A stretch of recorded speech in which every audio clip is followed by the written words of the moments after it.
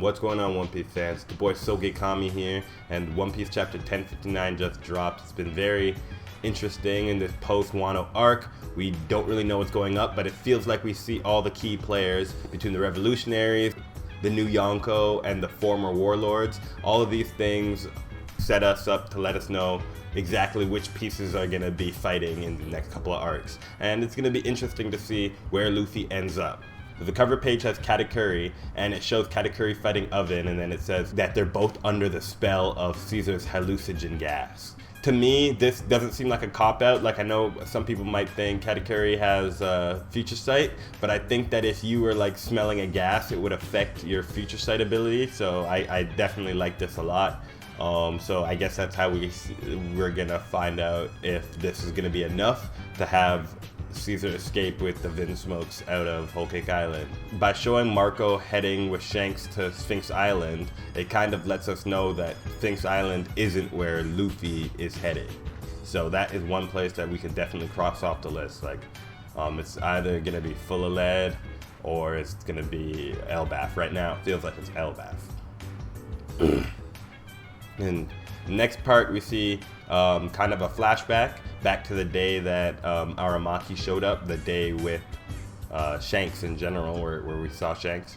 In that flashback, we see Yamato explain to Luffy that she felt the burst of Haki and that she can't leave because someone needs to protect Wano, you know, and Luffy gives a quick look, and then he kind of tells Yamato, like, yeah, you're right, you should stay here.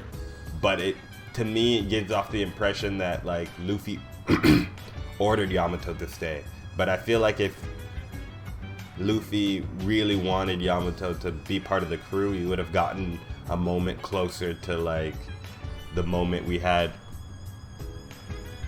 He would have gotten a moment closer to the moment we had with Jinbei, where, you know, they really made it seem Jinbei was already part of the crew, but he had to stay behind. It wasn't like that, where it was epic, but the stakes weren't as high, so I don't know. Oda's really playing with the idea. I think Oda's trying to leave it open-ended, where if he wants to bring Yamato back, he can, but he doesn't want to, you know, get the fans' hopes too high right now. I don't know what the deal is with that.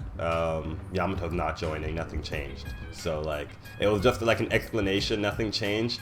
I don't necessarily feel better for it, but I'm glad to have it. I'm glad to have the explanation there. It's better than it not being there. And then I remember when I was reading the chapter, this part went by so quickly, and then this part I felt like I took so much time reading because this was like really the meat of the chapter. So it starts with Boa announcing that she wants to be by Luffy, which I'd love. It kind of starts off in present time, and Boa's saying that like, well, I guess I gotta go by Luffy, and then, you know, you hear the old queen saying like, oh no, like you always say that, but like, you know, it's just like the gag. The pacifista, PX, Seraphim, that's what like all the kind of names that they've used that for them. PX was like the code name for the pacifista, and then Seraphim, I guess Seraphim might be a word that is part of SSG, the Seraphim something. I don't know what it could be, but that's one of the words they used to describe it. In this chapter, we see the pacifista are first being told and shown to us. They show us a pacifista that looks like Boa, and then Blackbeard shows up. So it's like this chapter is one of like the craziest things, because at first it starts off with the idea that these two that Boa is going up against the pacifista and Kobe, and then Blackbeard shows up. There's like an altercation, to my understanding.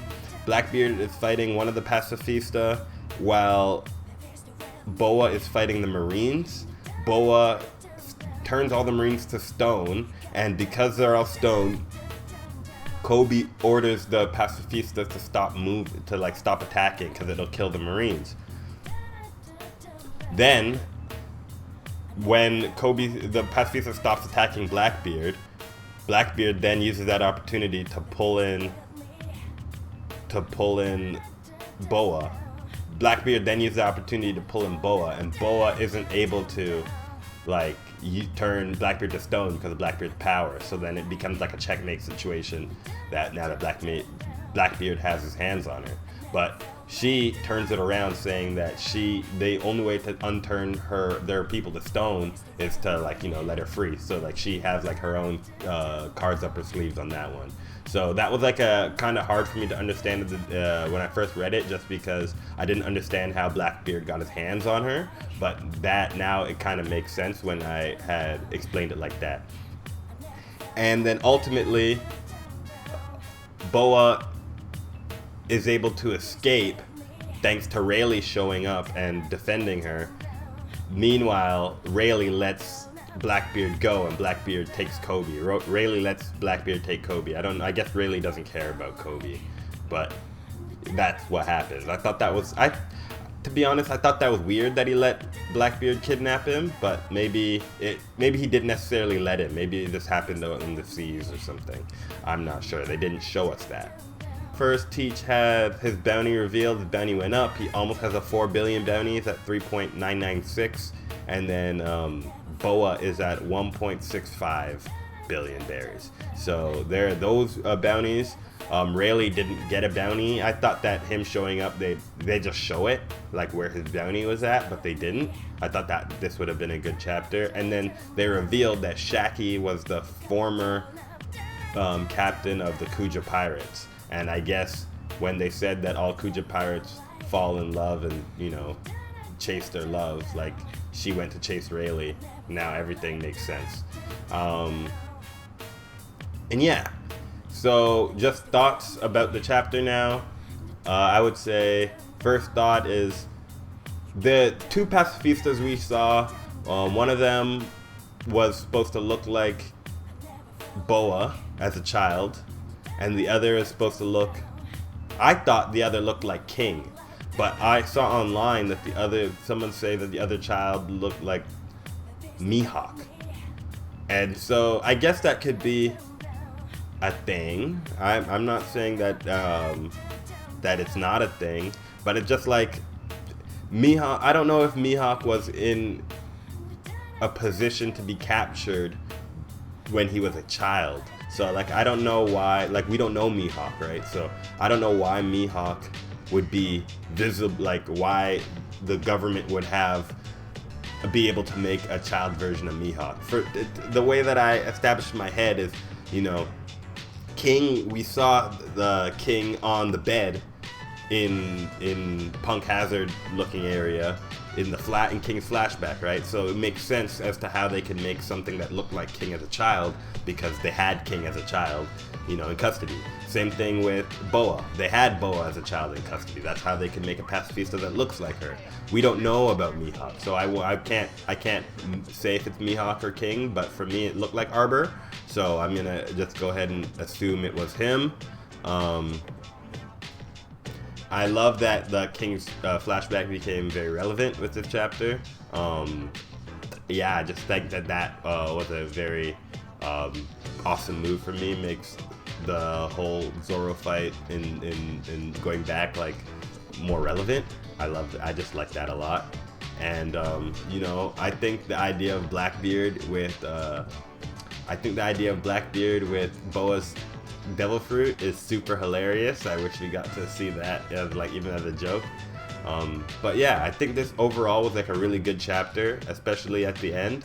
I didn't even talk about the fact that Kobe going missing. I don't know how I feel about that. Like, I feel like Kobe's importance to the story has always been confusing, but with Kobe being a member of Sword, like you never know. Like, I feel like maybe they might show Kobe to Aokiji and be like, is this like your snitch or blah blah blah or something like that. I have no idea what to expect.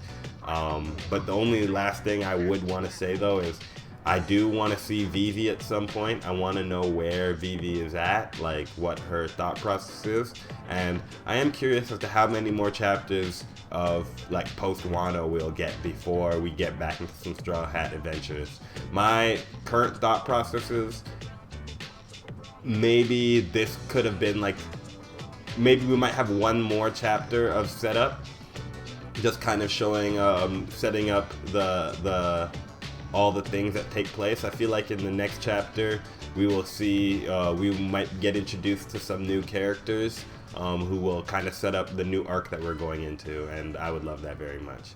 So yeah, let me know what your thoughts about the chapter were. I really liked it a lot, and thank you very much. Take care, and stay solid.